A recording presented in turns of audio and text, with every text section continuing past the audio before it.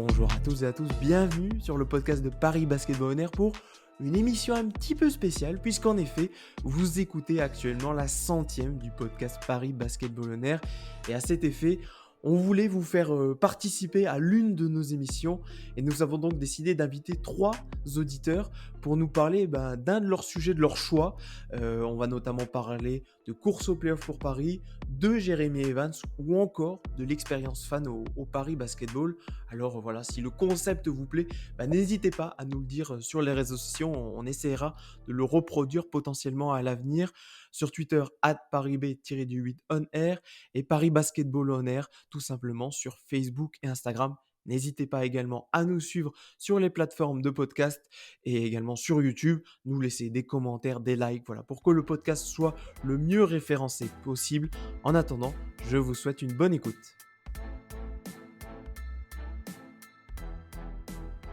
Bonjour à tous, c'est Ismaël Kamagaté du Paris Basketball et aujourd'hui vous écoutez Paris Basketball On Air.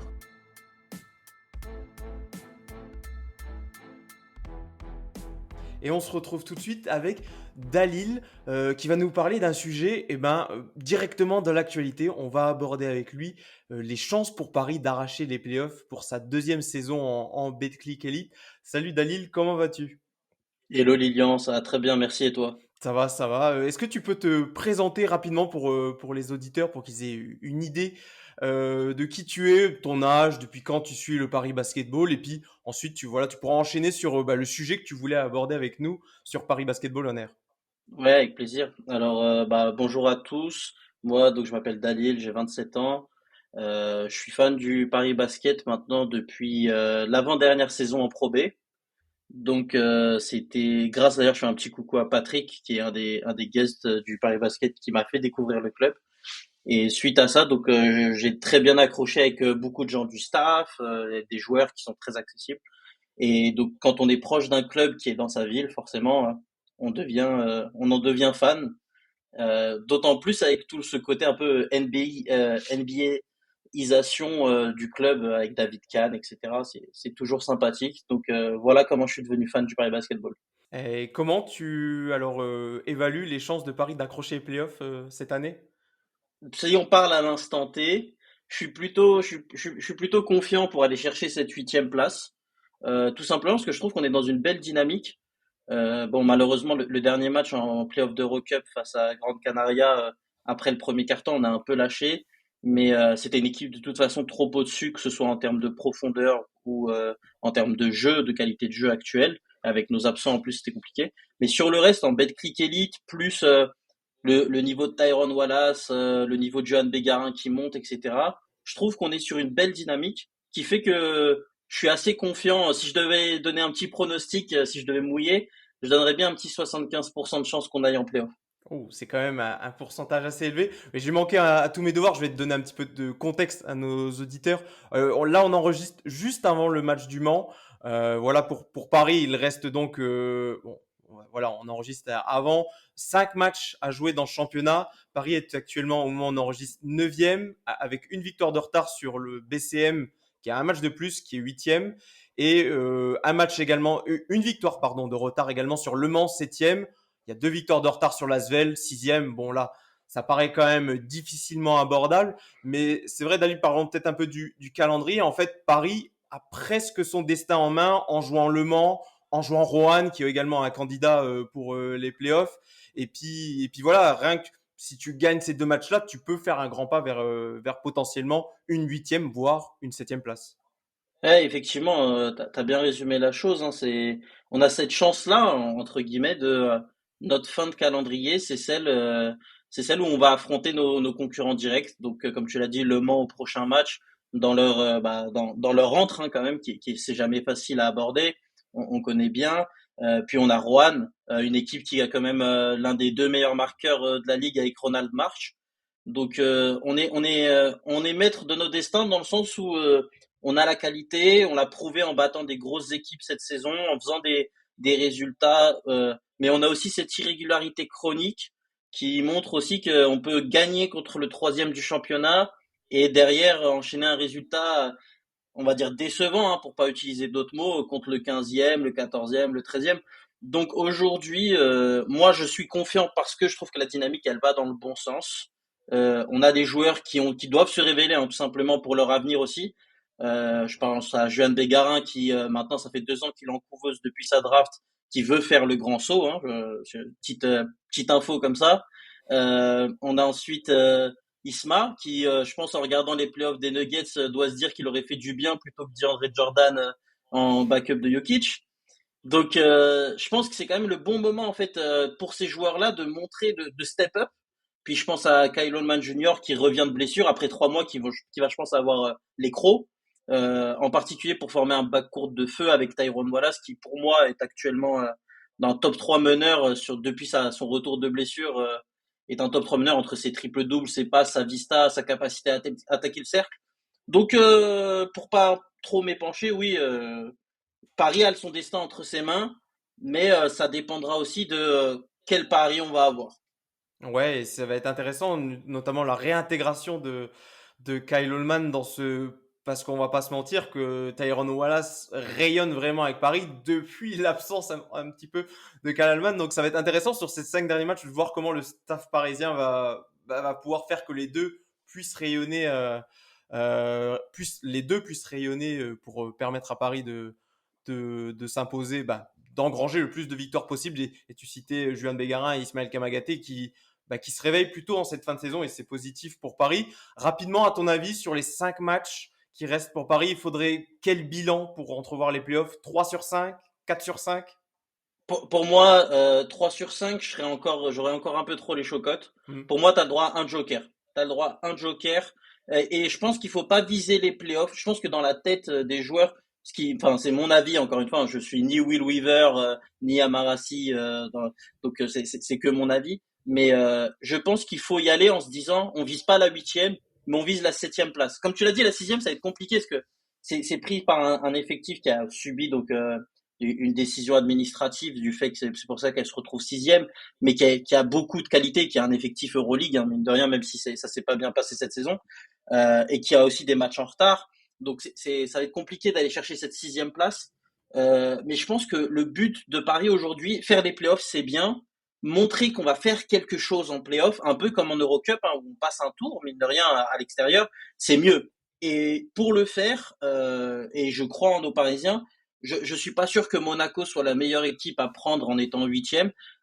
Tandis que les Metropolitans, qui sont très forts, hein, qui sont une équipe meilleure que nous, y a rien à dire, et qui ont sûrement le MVP avec Victor Wembanyama, hein, pour ne pas le citer.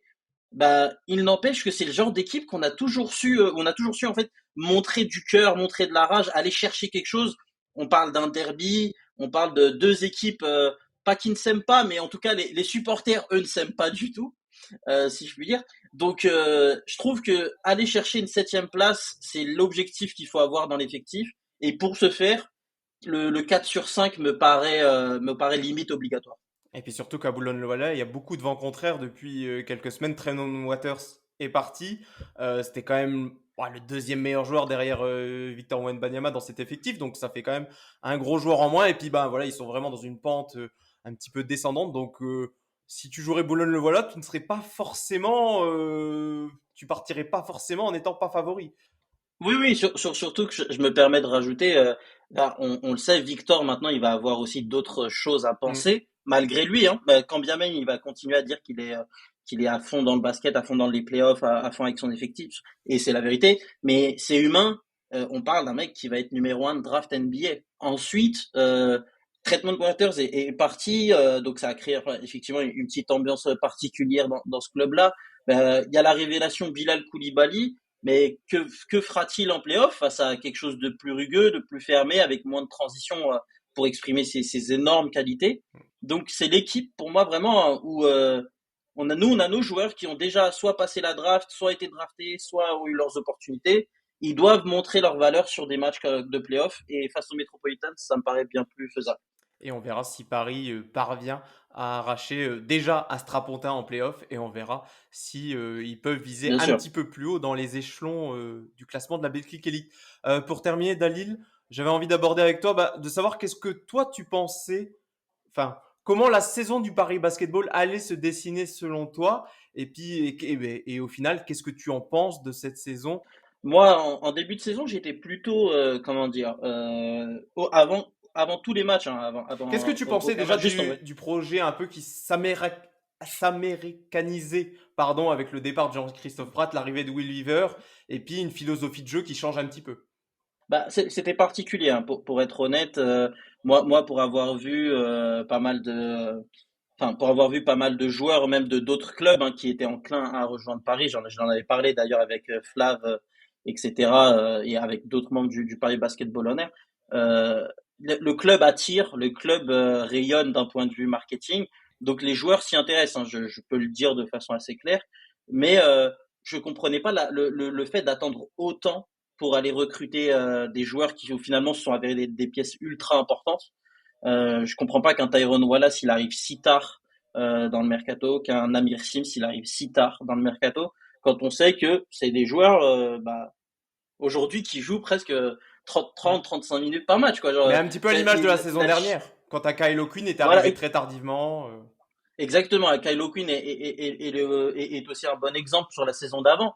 Donc honnêtement au début un peu circonspect, puis derrière ça il y a eu ce départ de Dustin Sleva que je cacherai pas qui est un grand ami, mais qui en plus a fait mal un peu à tous les Parisiens dans le sens où c'est le capitaine hein, qui quitte le navire, pas de son fait forcément, mais qui est en recherche de temps de jeu et qui aujourd'hui s'éclate en Bundesliga. Donc un peu d'incompréhension, un slow start où on comprend pas les systèmes. On a l'impression que les joueurs, c'est à toi, à moi en attaque et en défense, c'est un peu du mal à comprendre qui doit se placer où, sur quel système.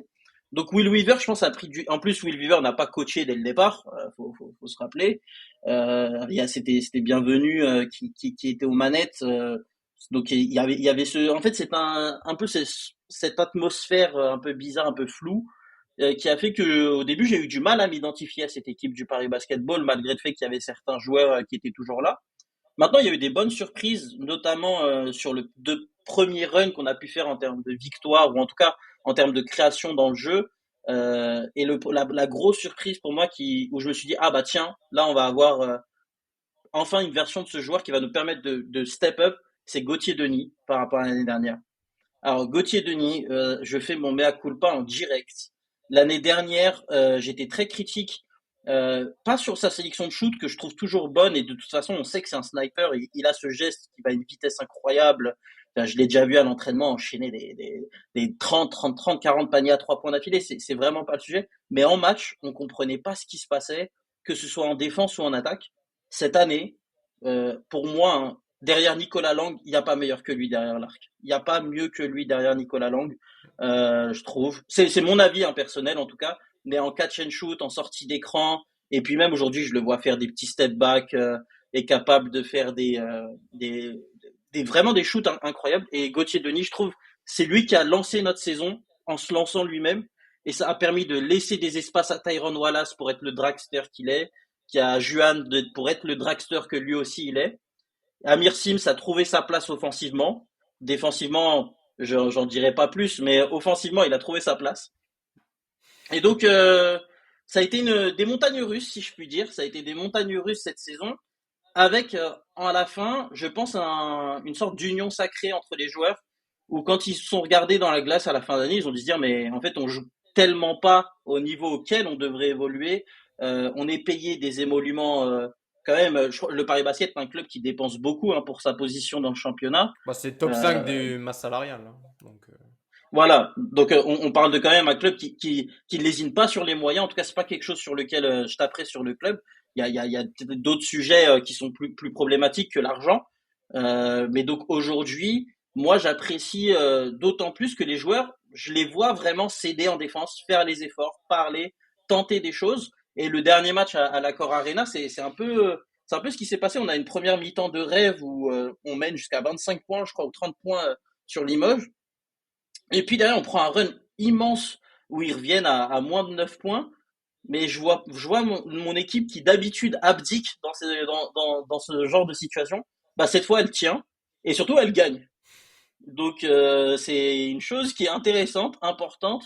Et c'est de bon augure pour les playoffs. Maintenant, si je peux me permettre la dernière phrase, hein, je sais que j'ai été long, mais le dernier point que je voudrais apporter, c'est sur Axel Toupane. Alors, moi, je trouve que c'est un joueur qui a d'énormes qualités athlétiques, physiques, et il nous a montré aussi qu'il était capable d'être un gros scoreur, mais pas à Paris, en fait. Et le problème, c'est que j'aimerais bien qu'il se réveille, parce qu'il a ce truc, il peut être capable de débloquer un match par ses shoots, par son agressivité, mais les fade-away, ligne de fond pour lancer son match, enfin, je trouve qu'il pourrait être plus intelligent. Et c'est un mec qui devrait être le LeBron de la Betclic Elite, en fait. Il devrait attaquer le cercle sans arrêt, prendre les lancers, et ça serait un joueur, mais tellement monstrueux, s'il ne se reposait pas que sur le shoot extérieur. Après, bon, je suis pas dans le coaching staff, je suis pas dans le groupe, je sais pas comment ça se passe, mais c'est ma seule petite déception de l'année, c'est Axel Toupane, qui j'espère va step up en playoff.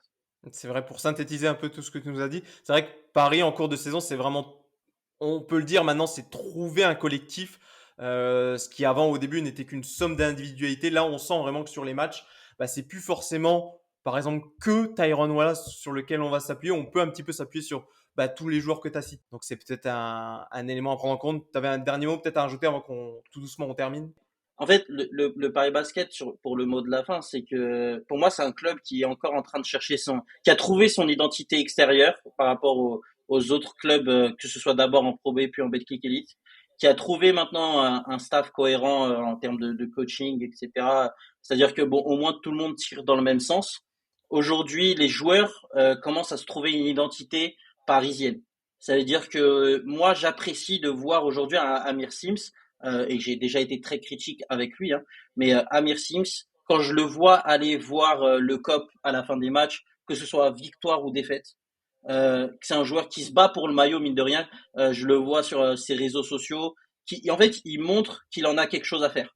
Et ça, c'est quelque chose qui est de bon augure quand je vois Amar Gegic, qui est sur presque toutes les communications du club avant chaque match, parce qu'il aime la ville, il aime le club.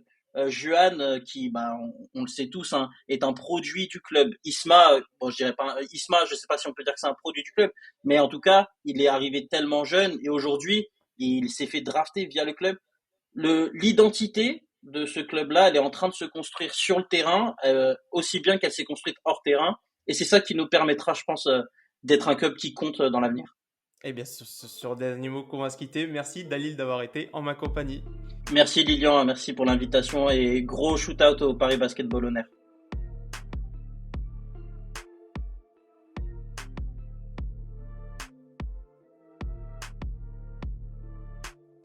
Et je suis désormais rejoint moi, par Adam. Comment vas-tu? Très bien, et toi Lilian? Bah ça va, écoute, j'enchaîne les interventions avec nos auditeurs, ça me fait plutôt plaisir d'échanger avec vous. Et toi, ben, alors présente-toi un petit peu pour nos auditeurs, dis-nous ton âge, depuis quand tu es fan du Paris Basketball, et dis-nous quel sujet tu as envie d'aborder avec moi sur cette pastille. Très bien, alors moi je m'appelle Adam, je suis membre du COP Parisis, donc le COP de supporters du Paris Basketball. Et je dirais que je supporte le Paris Basketball depuis sa dernière saison en Pro B. En fait, j'ai commencé à les suivre à ce niveau-là.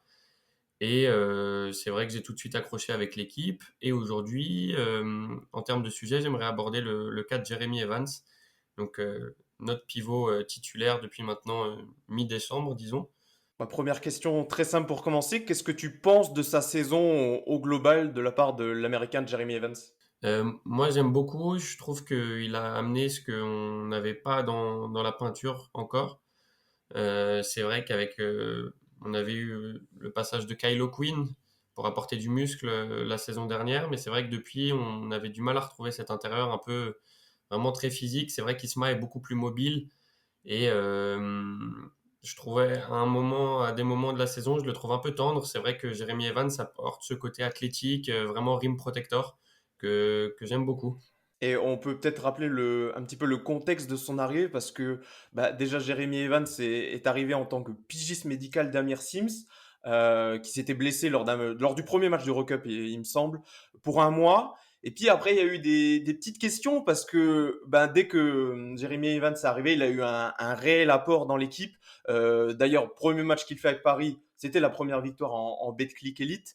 Et puis, bah, au final, il aura fallu attendre quasiment un mois de plus pour qu'il signe définitivement au Paris Basketball. Je pense qu'il y avait notamment des questions en termes de salaire pour Jeremy Evans pour qu'il reste à Paris. Et au final, ben, depuis qu'il a signé définitivement à Paris, donc c'était début décembre, et ben, il s'est vraiment imposé dans le 5 majeur de Will Weaver au point d'être maintenant titulaire à chaque match.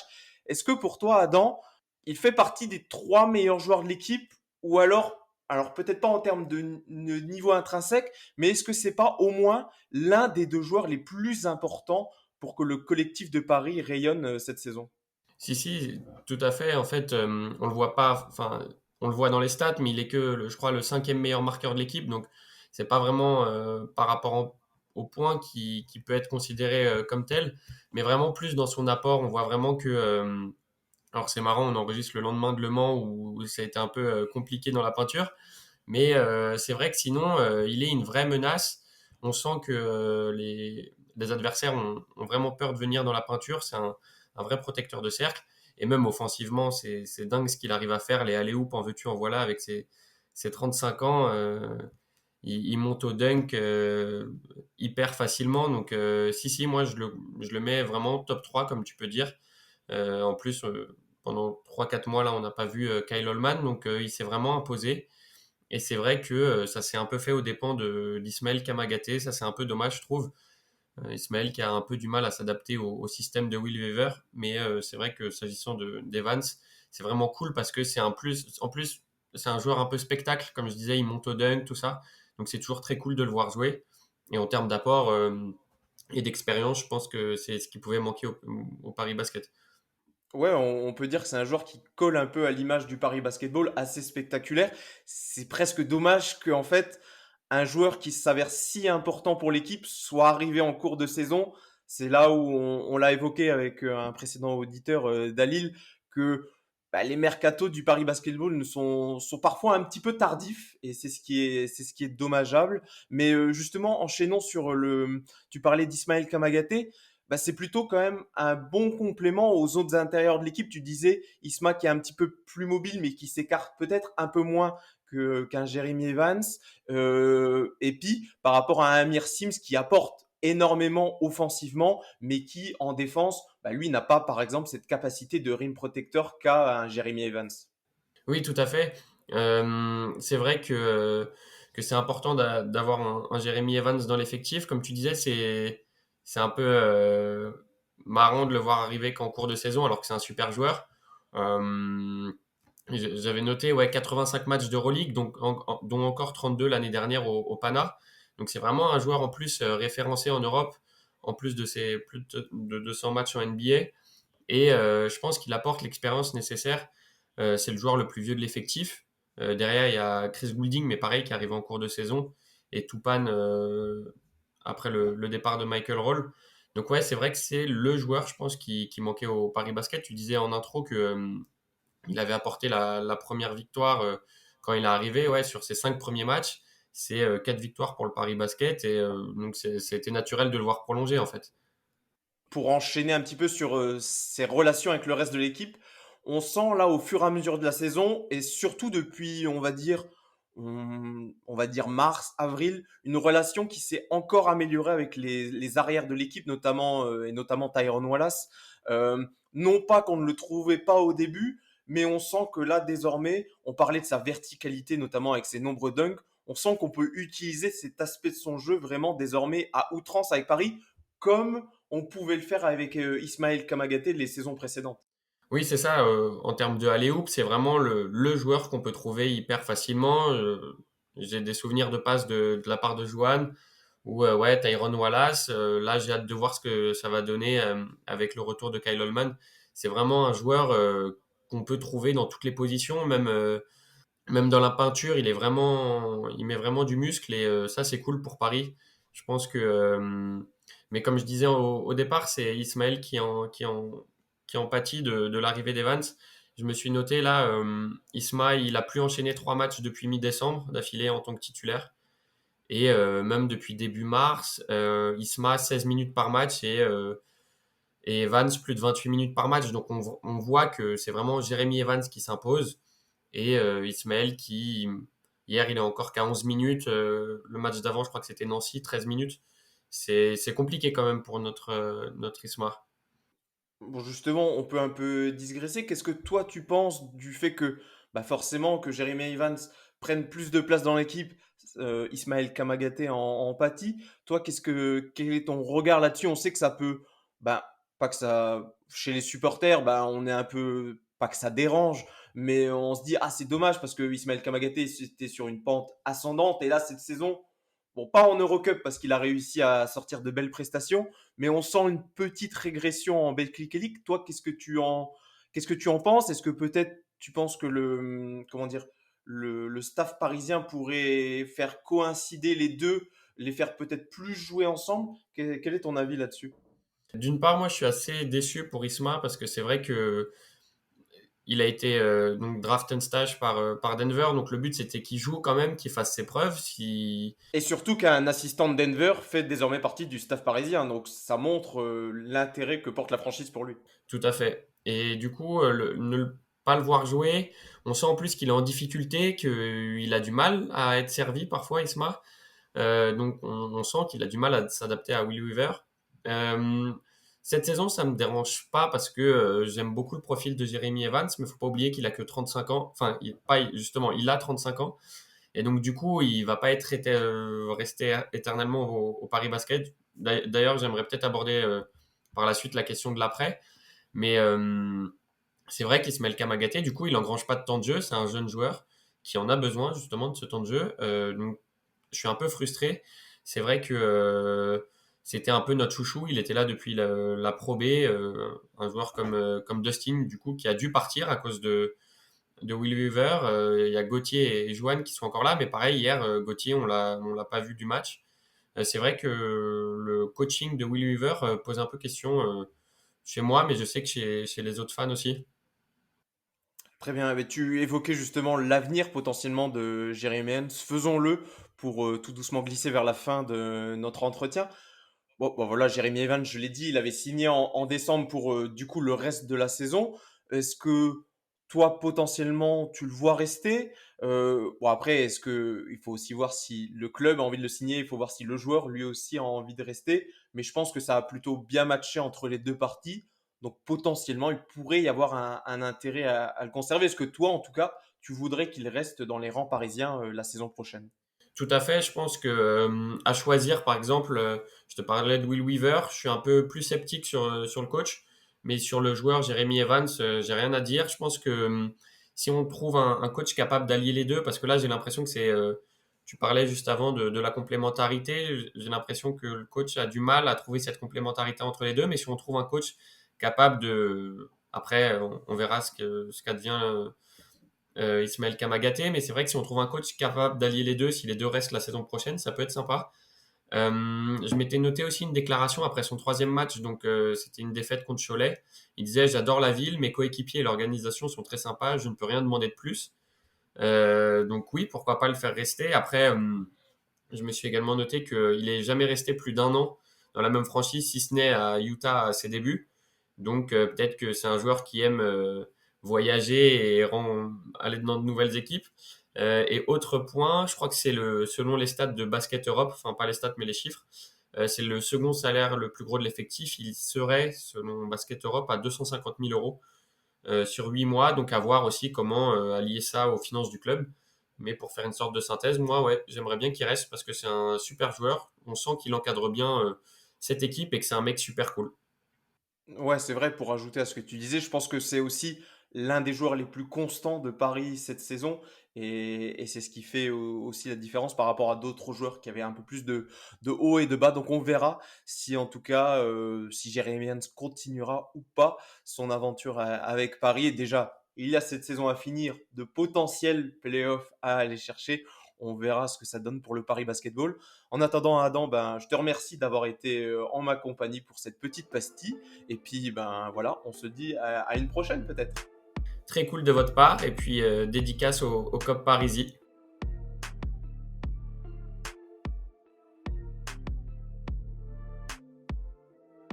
Et pour terminer cet épisode, nous allons plutôt nous diriger un petit peu en dehors du terrain. On va parler notamment ben, de l'expérience en tant que spectateur et fan du Paris Basketball. Et c'est avec Yann qu'on va le faire. Salut Yann. Bonsoir Lilian. Yann, déjà, bah, dis-nous un petit peu, bah, présente-toi un petit peu, dis-nous par exemple ton âge, d'où tu viens et comment tu as découvert donc le Paris Basketball et qu'est-ce qui t'a donné envie de suivre ce club? Eh bien, écoute, donc je m'appelle Yann, j'ai 47 ans, j'habite à Paris et alors j'étais déjà intéressé un petit peu le basket, que je pratiquais et que je pratique toujours un petit peu, sur les playgrounds parisiens avec mon fils, qui au début de l'équipe, au début de l'aventure Paris Basketball avait 8-9 ans. Il jouait à la Don Rémy et en juillet 98, on a de la famille à Noirmoutier qui nous dit: «Tiens, il est en train de se construire quelque chose à Paris assez sympathique. A priori, ça a l'air d'être sérieux». Je crois qu'à l'époque, le club était en relation avec Nobel avant de l'engager et donc je me suis assez intéressé au club en revenant sur Paris et c'est un projet qui cochait a priori toutes les cases de ce que je recherchais comme expérience loisir, l'intérêt pour le basket, la chance de voir du sport du haut niveau à Paris, pouvoir continuer à partager cette passion avec mon fiston, et puis voir une histoire qui se crée sous nos yeux, hein, un club qui se crée très très vite à haut niveau. C'était une expérience à vivre. Ah oui, alors tu as donné, on va dire déjà une vingtaine d'années de plus au Paris Basketball parce que tu as dit juillet 98, tu voulais bien sûr dire juillet 2018. Ah oui, Mais 2018. Voilà le mais voilà, c'est pas de lapsus. souci, c'est la pression de l'enregistrement, pas de souci Yann, aucun Voilà, souci. c'est ça. Mais du coup, voilà, tu nous as un petit peu dressé le portrait du début de l'histoire avec Paris. Bah là, on est 5 ans après, qu'est-ce que tu en retires de ton expérience, fan? Enfin, qu'est-ce que tu retiens de tes expériences à la Halle Carpentier, des matchs suivis de Paris, d'une montée en Betclic Elite? Déjà, qu'est-ce que toi, un petit peu, tu retiens en principal? Alors, je dirais qu'il y a trois volets. D'abord, l'expérience fan, elle est en dehors du terrain extraordinaire. C'est-à-dire que depuis 5 ans, tout ce que met en place le club en termes d'expérience, c'est assez extraordinaire. On a vraiment de la chance de voir des équipes qui nous étonnent à chaque fois et qui cassent les codes et qui font que les expériences, elles sont toujours de plus en plus fortes. Et donc, l'expérience de fan, je suis de plus en plus comblé par ce que met en place le club. Sur le volet basket, on est gâté là aussi, hein, parce que on découvre la Pro B, on découvre la Pro A, on découvre l'Eurocup. Là, j'ai toujours un œil sur la Pro B parce que c'est un championnat qui est extraordinaire. Et puis maintenant, je goûte également, parce que j'en ai entendu parler dans votre podcast, je goûte aux espoirs que je vais voir également à la Carpentier. Et c'est vrai que voilà, sur le jeu du basket, c'est assez extraordinaire de voir ce qui se passe, de voir ce qu'on est en train de vivre. On est encore à la porte des playoffs, et donc voilà, on peut être que comblé. On a déjà une très très belle histoire après seulement 5 ans d'histoire. Et puis enfin, le troisième volet, c'est évidemment l'expérience Paris Basketball On Air, hein. C'est-à-dire que vous vous êtes installé comme prolongement naturel des matchs. Alors c'est vrai que Paris Basketball fait déjà énormément en termes de communication.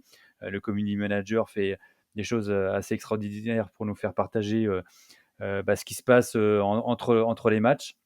Mais voilà, vous êtes maintenant, pour moi, un rendez-vous incontournable d'après-match, même parfois même de preview maintenant, hein, pour entendre parler du club, pour décrypter les jeux, le jeu, les enjeux.